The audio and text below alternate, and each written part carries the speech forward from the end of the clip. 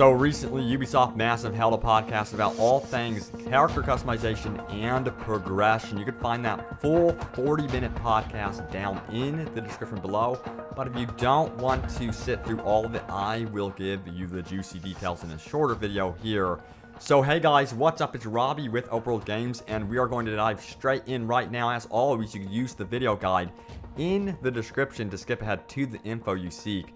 But we're going to start out with this information. There are cosmetic and stat-based slots for your gear. It is a layered gear system, much like Fallout 4. They added cosmetic slots to avoid in-game lookalikes. You can also toggle off bits of your gear as well, so if you don't want to have that layered look, you don't have to go for it. And they also gave hints that we would see stealthy builds as well, so you can have a stealthy-looking character in the mix.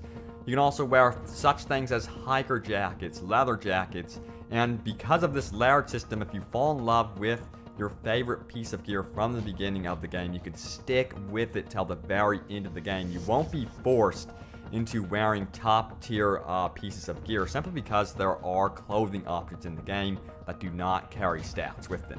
So get this, there's going to be tens of thousands of variations when it comes to the look of your character, and apparently the NPCs of the game world will offer a wide variety of gameplay scenarios, which is something they are very, very excited about. They will also have a wide variety of looks for the NPCs as well. It's so good to hear about the fact that there's going to be a wide variety of gameplay scenarios on offer for the NPCs. That's going to be extremely important so the game does not get repetitive.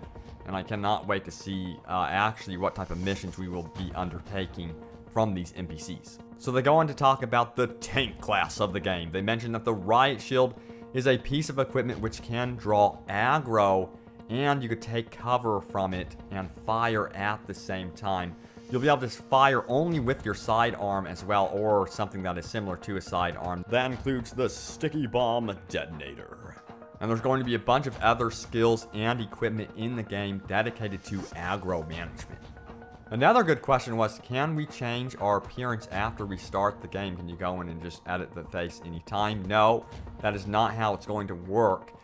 You will edit your character's face, his body type, that sort of thing. That seems to be set in stone from then on. But you can customize your gear and clothing, and of course your weapons from then on out.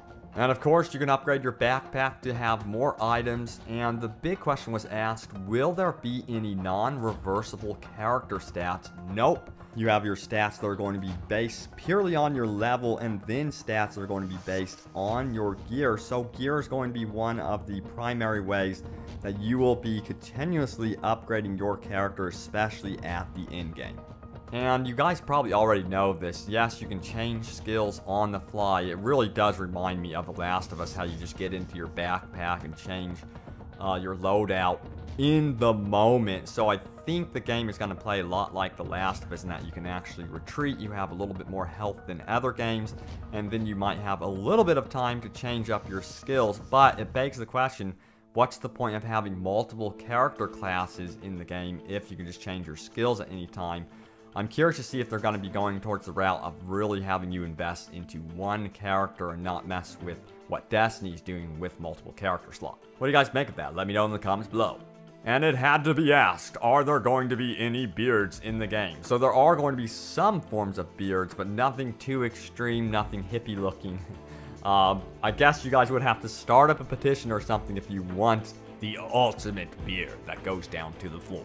So there you guys have it, some details about the Division. Some I think you did not know about. I don't think the Riot Shield has really been mentioned in the past. If it has, I haven't mentioned it much, but it is cool that they have this aggro system dedicated to certain skills and pieces of equipment. I'm curious to see how far they take it. It was one of my favorite mechanics with Army of Two, and it is a very good mechanic to have in co-op centric games like The Division. But guys, thank you so much for watching. Stay tuned for more Tom Clancy The Division and open world gaming goodness, and I will see you next time.